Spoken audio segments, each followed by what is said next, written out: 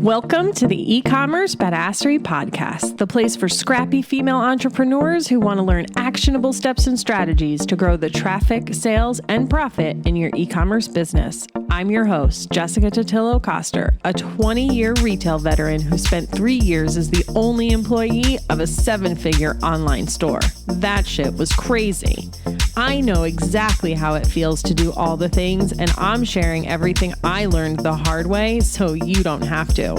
I may have started this business by accident, but supporting badass bosses like you lights me the fuck up, and I am so stoked to see you grow.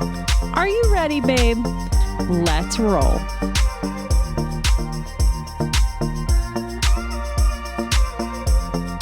Welcome back to the eCommerce Badassery Podcast. I am your host, Jessica Totillo-Coster. If you're listening to this in real time, Happy New Year. Welcome to 2024. I hope you had an amazing holiday season and 2023 overall, both in your life and business. I know many of us have been on quite the journey over the last 12 months. Lots of high highs, lots of low lows. Some of you had your best year ever. Others struggled. It's been a whirlwind overall. But in the words of Rishi Rawat, an amazing guest we had on the show a while back, episode 185, every day is a new day to work on your business. And that's how I want you to go into this new year. While we can and should absolutely learn from 2023, that's why I've created this series, I also think it's important that we take advantage of the clean slate the new year gives us. It lets us move forward with a fresh perspective, renewed energy, and a positive outlook for what we and our businesses are capable of. It also allows us to slow down and get clear on the business and life we want to build. If you do nothing else, I recommend you do that. All right, so let's dive into today's conversation. We're picking up where we left off last year. I always love saying that for the first time. I'm such a tool, but seriously, we're picking up our yearly review series. We've already talked about metrics that matter in episode 258. If you haven't listened to that, please do, because I've introduced some numbers that might be new to you. Then we talked about performing an email marketing audit in episode 259. You know how I feel about email, right? If you haven't been giving email the attention it deserves, make that a goal of 2024. And today I want to dive into collecting and utilizing customer feedback. This is something that I think we all know we should do, and we often have plans to do it, but I'm not sure how good we are at actually executing it. But it's such a powerful tool. It can give us insights into things we're doing well, what we're not doing so well, ways we can improve our product, our messaging, and expand or deepen our product line. It can help us prioritize what we should be working on, and even gives us insight into where we should be investing our resources. It's especially important because a lot of the time we think we know what our customers want from us, but we end up being completely wrong. A study by PwC found that nearly 80% of American consumers consider speed, convenience, knowledgeable help, and friendly service the most important elements of a positive customer experience. This outweighed things like charity, fun, design, and a whole lot of other things by a huge margin. There's a lot more great information in that study. It's a bit of a tangent compared to what we're discussing today, but I'll stick a link in the show notes for you to check it out. My point in sharing it, though, is to remind you that it is so easy to get caught up in all the shiny objects around us when we really just need to tap into our customers and ask them what they want. At the end of the day, unhappy customers come from unmet expectations. So it's our job to get clear on what those expectations are through thoughtful customer feedback.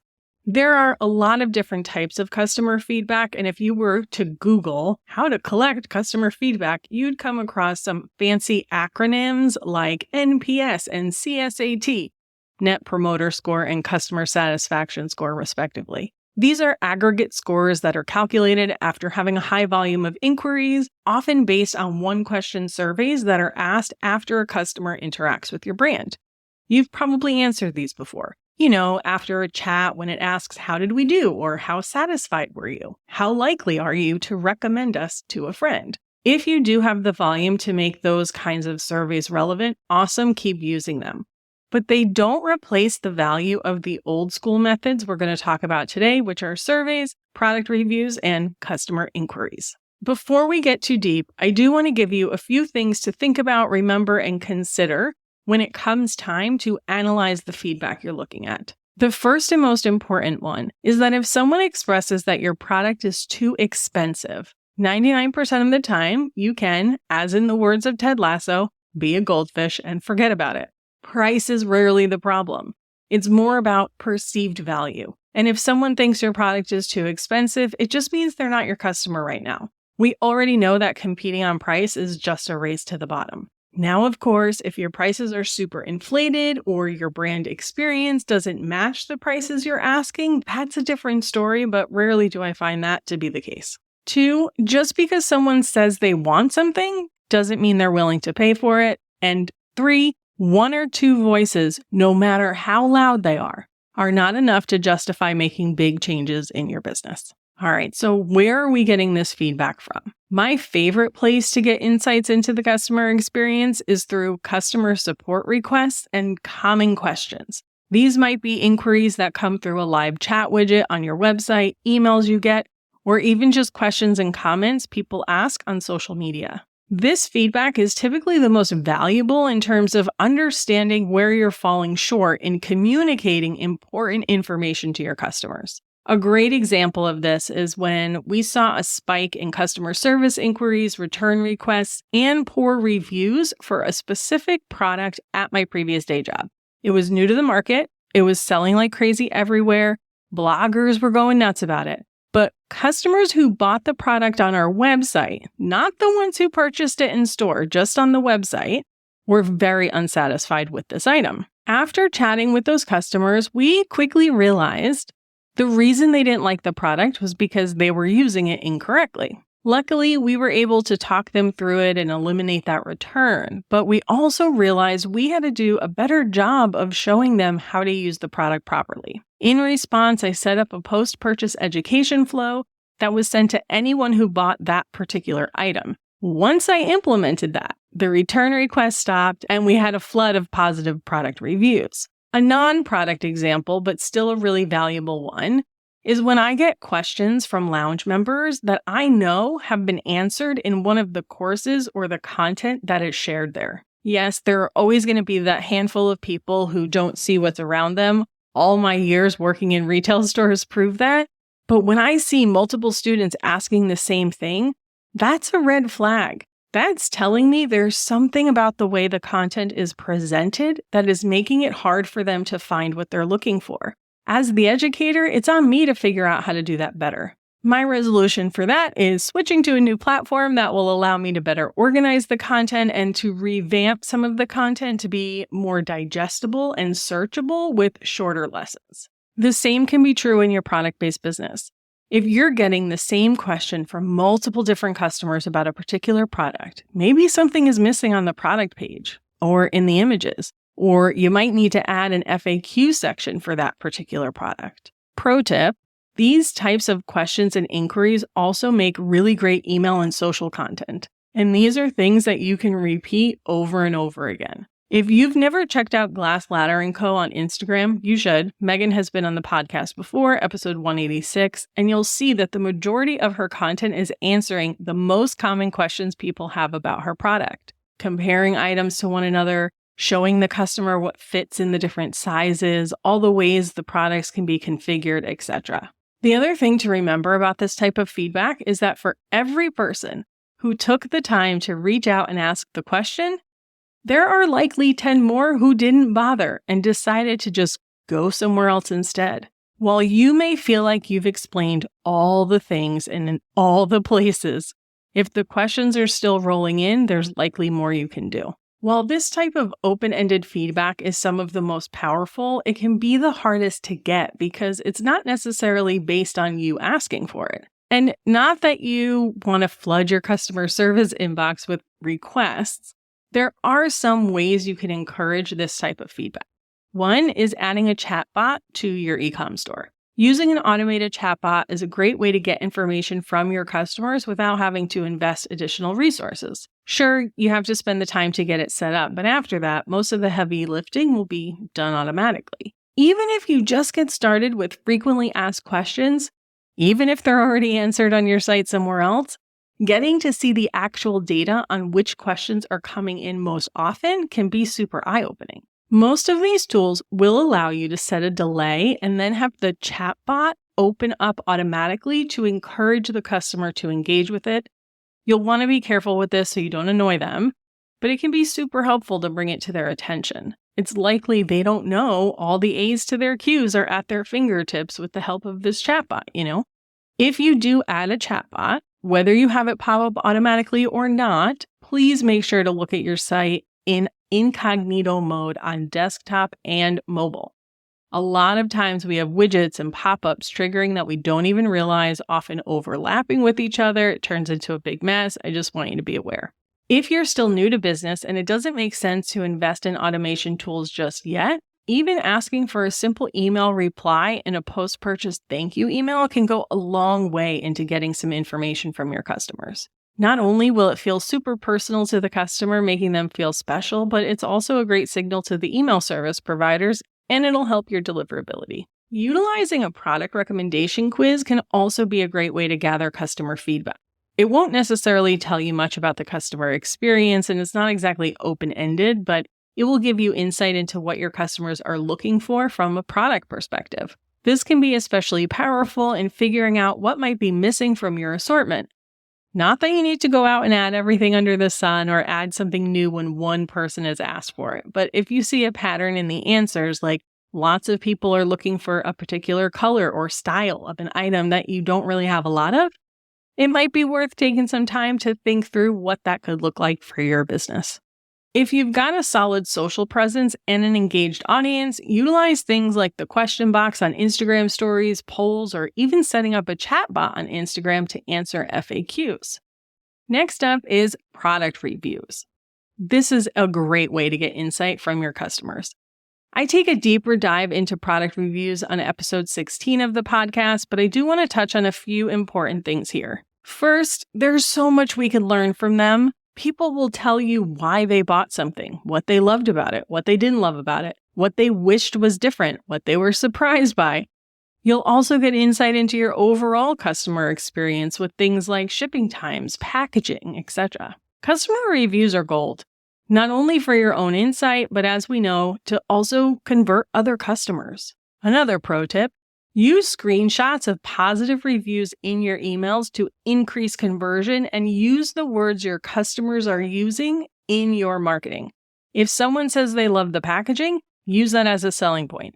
If they talk about how it makes them happy to see your art on their wall or makes them feel powerful when they wear your clothing, use those words when you are selling your product. While positive reviews are obviously a good thing, negative reviews can be a good thing too. Like open-ended customer feedback, negative reviews can tell you where you're missing the mark on educating your customer, holes in your customer service process, or even defects in your product. Maybe you have a customer who complains that your candle didn't burn for as long as it was supposed to, or that something fell apart with normal use. Sure, they might just be a negative Nancy, but I would approach all negative reviews as if they're valid first and make sure you investigate and see if you can replicate the issue. If you do get a negative review, it's really important that you respond to it. Not only to provide a good experience for the person who is leaving the negative review, but also for anyone else who might see it. You'll want to avoid removing negative reviews, even if you can, as that might just make the customer more angry to see you suppressing them. Instead, you'll want to respond and either let them know you've reached out to them directly through email if you have that info, or ask them to contact you directly. When potential customers see that you're quick to respond and resolve issues, that's going to go a long way in building trust with them. If you're early in your business journey and you don't have a lot of reviews yet, looking at reviews of other similar products and businesses can still be really insightful. If you resell other people's products and you can check out reviews on the exact item you sell, cool. If you make your own product, find something similar to see what customers are talking about. What do they love and hate about the product? This can be really powerful for product development too. If you see a pattern in what customers don't like about something, not only can you make yours better, but you can use that as a point of differentiation in your marketing. Last, but certainly not least, is surveys. Surveys are super powerful because they give you a lot more control over the information you can collect. They'll give you the most well-rounded set of information depending on where and how you present it to your customers. I recently sent out an end-of-year survey in the lounge. I wanted to get a general pulse on what members got the most value from, and I've had these ideas floating around in my head that I want to implement or facilitate better in the program. I wanted to see if there was any interest before I went all in on those things. While a lot of the information I received confirmed what I already knew, some of the new things I was thinking about didn't seem to be all that important to them. I'm so glad I got that feedback first. It doesn't necessarily mean I won't still implement those things for the people who'd appreciate them, especially if it's relatively simple and doesn't require a ton of resources or ongoing maintenance. But now I have a better handle on what I need to be prioritizing and where I should put my energy. There are multiple different types of surveys, so let's chat through some of them here. First, the general survey. This is essentially what I just talked about with the lounge. I asked a mix of multiple choice and open-ended questions about a few different topics related to the program. It was positioned as an end-of-year survey based on how I wanted to evolve the program in the new year and offered an incentive for everyone who completed it. Like I said, they're going to be the most insightful, but they will also typically get the fewest responses because they're more in-depth, have more questions, and you're asking for them to do more. I'm not a survey expert, and there are all sorts of stats and strategies out there for creating great surveys. I'll stick some links in the show notes for you, but ultimately, this is the one you'll want to use very intentionally, like when it really matters. This is totally making me think of the Friends episode when Phoebe starts playing out front of Monica's fancy restaurant and they get into a fight and then they're polling the people in the restaurant, ultimately ruining their dining experience. So it's obviously not that dramatic, but you get the point. Try not to be annoying with your general surveys. Quarterly or end of year, beginning of year is a good cadence for something super general and more in-depth. If you want to do something more targeted, getting insights on a specific product you're thinking about bringing in or something like that, you can certainly do more of that more often. I would consider that more of a poll, but you get the idea. Next up is the purchase survey. This is typically a one-question, open-ended survey you stick on the thank you page after someone places an order, simply asking them what made them choose this item. You'll usually need a higher tier review platform, or certain post-purchase cross-sell platforms will allow you to do this. I think Reconvert has this feature. Asking questions at this stage, though, is so powerful because customers are most engaged with your brand the moment they buy from you. They're in a good mood because they just got something they wanted or needed. They got a little dopamine hit. Not only will you get a lot of responses, but it's going to give you insight into the type of language your customers use, which you can then turn around and use in your marketing. If you offer any sort of recurring subscription, the cancellation survey is a must-have. Not only does it give you insight into what you can do better, but it also tells you how to follow up with that customer in the future. One of my first email clients was a subscription product, and we used the cancellation survey to create different follow-up automations based on the answers. If they said they had too much product, we added in a longer delay to follow up with them in the future and hopefully bring them back. If they didn't like the product, we sent them a follow-up survey to get feedback about how it could be improved. If they said they couldn't afford it, well, first we discussed offering a discount to get them to stay, and then we decided that while it's a luxury product for that market, it's a low-price product overall, and if they were citing price as the issue, then they weren't our customer and we were happy to let them go. As mentioned earlier, you need to take any negative feedback about price with a grain of salt. If you do have a subscription element to your business, I recommend you listen to episode 212 with Ben Fisher. He's the founder of a subscription platform for Shopify, and we went super deep on creating a really great experience for subscription customers. It's such a great listen. Next up is the exit survey. This is typically presented to a customer when they're leaving a website without taking any action. You'll see this a lot on SaaS products or larger chain websites, but you can still utilize this. Ideally, you'll want one multiple choice question that's super simple to answer. Don't ask an open-ended question here. You likely won't get a lot of responses because it's just going to feel like too much work. And I stuck a link to an example in the show notes. You can even use this as an assist instead of a survey. Ask yourself, how can you help the customer find what they're looking for? Maybe it's directing them to your quiz, encouraging them to engage with your customer service, or it might be sending them to a product-specific FAQ page. You have to figure out what's going to work best for you, but you could always default to the one multiple choice question. Next up is the why you didn't buy survey. You'll mostly see this type of survey in businesses like mine, often at the end of an evergreen funnel or after a live launch, but you can absolutely use the concept in your product-based business too. The trick here is to be intentional about when you implement it.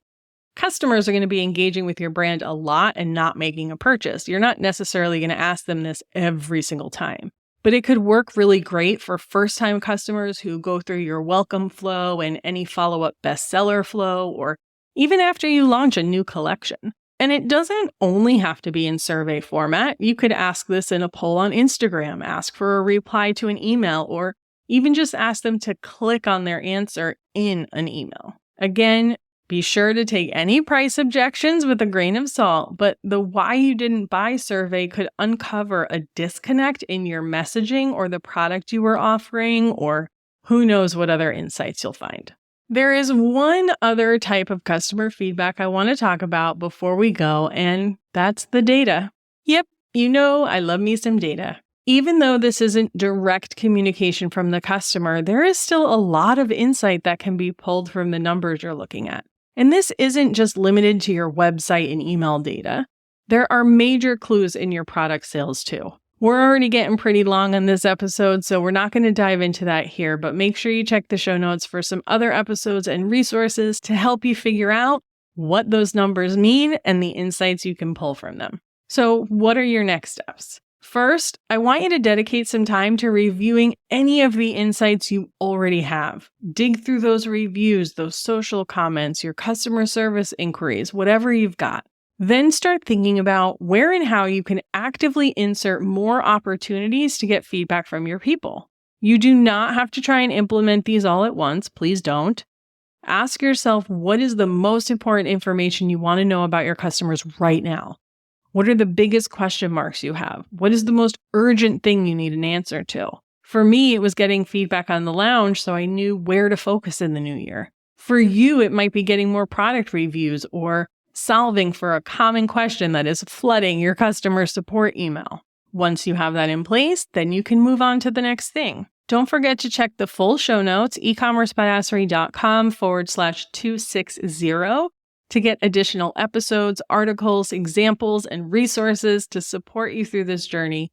And most importantly, mark out time on your calendar in Q1 to take action on what you've learned. There is so much that we can get from this information if we just take the time to look at it. So please make it a priority, especially as we kick off the new year. Before we go, if you're finding value in this yearly review series or you just love the podcast, would you do me a favor and leave a review wherever you're listening? Here I am practicing what I preach and asking for the feedback. If you have an e-commerce biz friend who could benefit from the show, please share it with them. I so appreciate your help in spreading the word. And that, my friends, is a wrap on the first episode of 2024. Thank you so much for hanging out with me. I hope you're having an amazing start to the new year, and I'll see you on the flip side. Thank you so much for listening to today's episode. If you like what you heard, I'd be so grateful if you'd leave a review on Apple Podcasts, and don't forget to subscribe so you never miss an episode. And if you're looking to surround yourself with more product entrepreneurs who totally get your life right now, get your booty on over to the eCommerce Badassery Facebook group. Can't wait to see you there. Until next time, e-commerce friends, stay badass.